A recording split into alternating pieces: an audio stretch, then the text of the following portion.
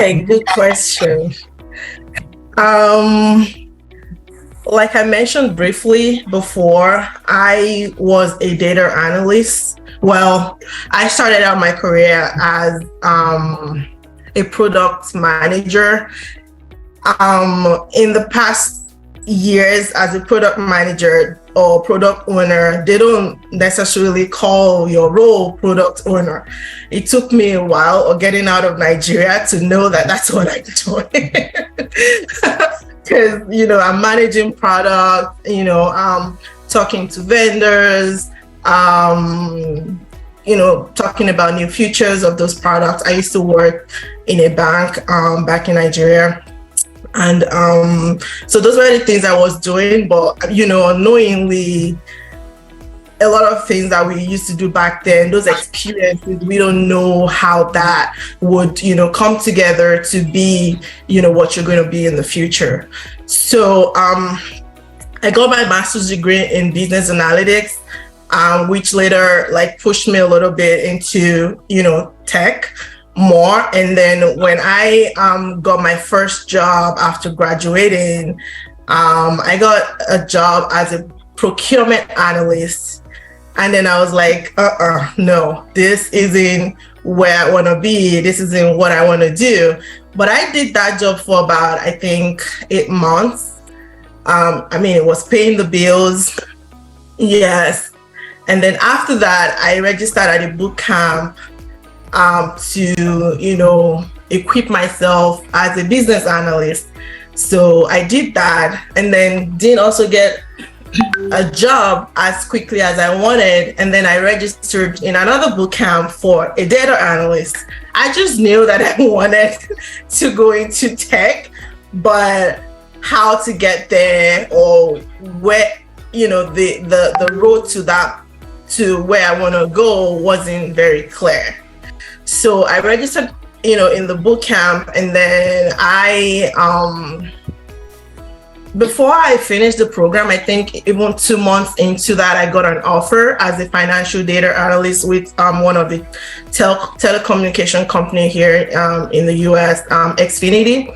I started working with them. I was excited. I was going to be doing data analysis and stuff like that.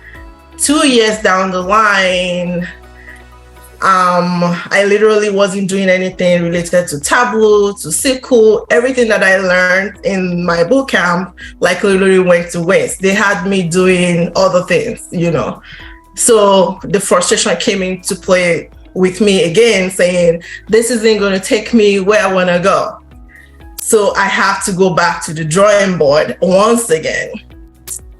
And then I was pregnant, so I had to stay at my job for a while. Then once I had my babies, 3 months after, I think it wasn't even 3 months, I think January of last year, I was having a conversation with my brother, and he was like, I was telling him I don't want to go back, to work. I'm tired, I don't like what I do.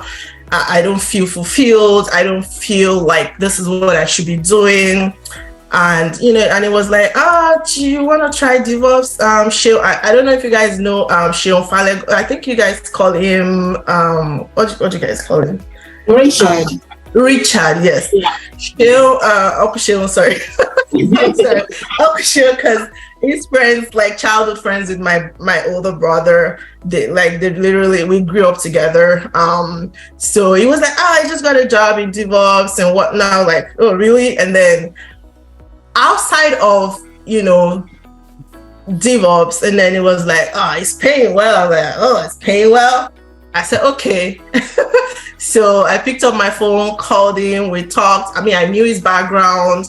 I knew what he was doing. I know his job. I know his family. I know, everything. So we talked. I was like, if he can do it, I came from a background where I literally build reports in Tableau. I do a lot of analytics. I've been to school studying programming languages, even though I never really liked them that much. So I feel like I had that foundation, but I have not actually used them to work in a work environment.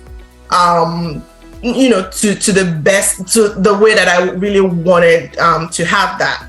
Anyway, so we got talking. I was like, okay, let me do my research and then I'll see where that gets me. So I started, going on YouTube. I was watching like short videos on YouTube about DevOps, 5-minute video, 3-minute videos, just what's DevOps. I wanted to understand what it was before I could even say I can do this. And then I got caught up, like, even when I want to watch a Yoruba movie on YouTube, I'm like I'm watching clips of cloud engineering and whatnot. So, and then I reached back out to him. I wanted to connect, and he introduced me to MotivaLogic. And that was how I started. I reached out, I think in January or February, and I registered for the April start date. Bear in mind, my kids were I had my boys January 1st that year. Somebody who just had a baby thinking about, going into a training program, but I didn't think about all of that. So I started in April. It was challenging. Trust me, I had a lot of nights that I will have to do my assignments. I would be in my office for till 2, 3 a.m. And in the middle of that, prior to starting in April, I started preparing for my certification as well. So I think 3 weeks into starting MotivaLogic, I got AWS certified as a DevOps engineer. So with that alone, studying for that, that was like a motivation for me. And then I had a timeline for myself. I was like, so the program is 6 months. I'm giving myself 8 months because I don't have the time. Like literally what drives me, or what was driving me then last year, was the fact that I don't have enough time to spend on a training program. So the earlier I get it done, get a job, leave my other job, that would create a lot of time, for my family, for myself. So everybody was stressing. Thankfully I had my mom. She's been the one helping out with the boys when I had to be in class and things like that. So again, and then Mr. Akinola was like a huge support. I would tell him, oh God, I cannot wait for everybody in this class. So can you share me some things, because I was always ahead of the class, the program, just because I didn't have time. He had to open the online portal for me to go online and, learn on my own and all of that. It was a huge sacrifice. I feel like I, kind of timed myself, and I knew when I wanted to get out. So for me, as much as I was not desperate of getting a job, I was also desperate with time. And, so I just wanted to say I'm grateful, honestly, for the opportunity that I got with the training. When they reached out to me, I was like, one thing I would say about MotivaLogic Academy is, they give you the platform, the training. I took it one day at a time for each class. I took it one day at a time. I tried not to stress. I tried not to pressure myself. And I grew into it. I remember one day I was on one of the sprint reviews that we had. And I think Tayo's team, or I think the team ahead of us, they were presenting, I think their infrastructure or whatever. I was like, oh my God, what is this? I literally got off the call. I was like, no, I'm not going to be pressured. I literally just hanged up the call, I'm not there. I'm going to wait till I get there. So I got off the call, I'm not doing that. So I went off and just, had my peace with that. By the time we got to the point, when I started doing Terraform, started doing Ansible, Jenkins, I could make sense of everything as I was growing in that.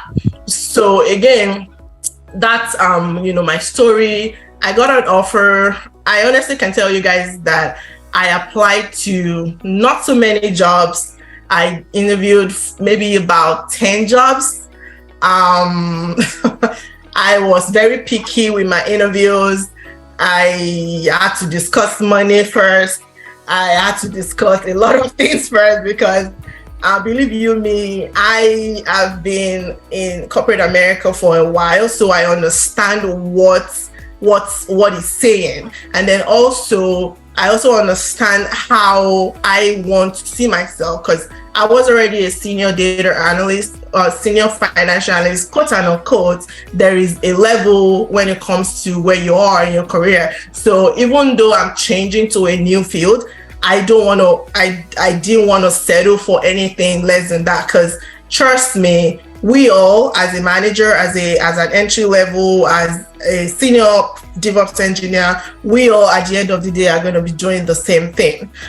So I knew that, I had that mindset, and I knew that. So that comes into getting the offer. And then also for me, the technologies that they had was a key priority for me as well. Because if I go into a company again and I'm not doing what I want to do like before, then that's not an option. So I was clear about what I was looking for. I wanted a company that they have all the technologies that I trained for, or even better ones. So those were the things that I was looking for for my next role while I was interviewing. So I had that in mind, and I kept working towards it. I kept praying about it as well. And I got the offer, and it's been how many months? 3 months now. I started December 12th, and it's been over 90 days. So I'm grateful to God. It's not been easy starting, honestly. I know a lot of people want, how is it going? It's not easy. My first task was hell. Like everybody in my house did the task together. Even my kids, we all did the task together. My husband actually my mom did the task with me. Everybody knew I had a task because we I think after a few days, I reached out to Mr. and I was like, I have this task go. I don't understand though. By the time he got back to me, I was like, okay, I figured it out. That first task, figuring it out and delivering on that task was huge for me. It was huge for me, and I mean, I can say up till now, it's been a good goal. I think I have the respect that I always want on my job. I feel like, people see me. I feel like the foundation that I had from Motiva set me. I can tell you, we're not doing a lot of the things that I learned from MotivaLogic isn't really half of the things that we're doing, but just the fact that I have that understanding of what it is that we're actually doing overall, gave me that foundation to be able to take on any task and just try to figure it out. And I'm grateful, for this platform, and I'm grateful for where I am, and I'm also hopeful for where I'm going, which I know it's a great place. So thank you.